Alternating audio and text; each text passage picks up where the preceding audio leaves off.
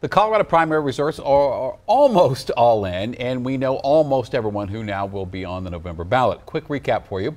Republican Heidi Ganahl will take on Democratic incumbent Governor Jared Polis in November. Republican Joe O'Dea will challenge Democrat incumbent Michael Bennet for U.S. Senate. Pam Anderson won the Republican nomination for Secretary of State, besting both Mike O'Donnell and Mesa County Clerk Tina Peters. And former Aspen City Council member Adam Frisch will face Representative Lauren Boebert for Colorado's 3rd congressional district. Now, one race still has not been called. It's State House District 6 race that covers East Denver. But we just, as we're coming on the air, got some new numbers showing Elizabeth Epps has taken the lead by about 400 votes over Katie March. We'll keep an eye on that one. And really one of the storylines that emerged from last night is that incumbents won, but that's not the only lessons we learned. Here is Denver 7 political reporter Megan Lopez with some key takeaways as candidates now pivot to November. Between the debates and the attack ads, Hanks was rated one of the most conservative members in the State House. It was a long-fought, at times ugly primary, but it's finally over. The votes are in, the ballots counted, and now candidates can get ready to pivot to November. Before that, though, there's certainly some takeaways from the primary. The first takeaway? For the most part, the establishment won. They rejected extremism in most places.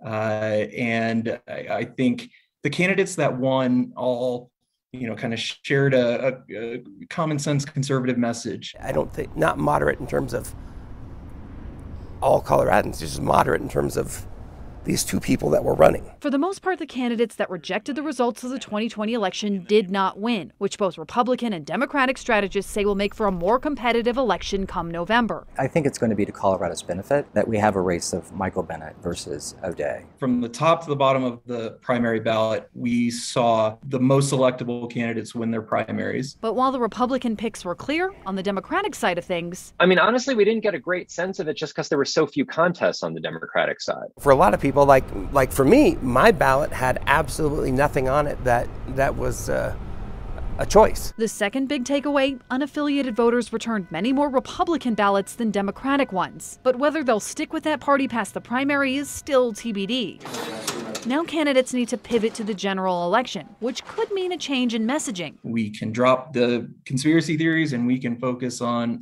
what's real and what's actually impacting Coloradans. Can Republicans find a way to appeal to the majority of Coloradans? And to what degree are they going to try? Democrats are going to largely try and make this election a referendum on Trump, while Republicans try to make it a referendum on Biden. So will that red wave hit Colorado in November? I would be surprised if it did. Well, Colorado's really not immune from these waves. I think this is a red wave that's going to be like a red wave we haven't seen.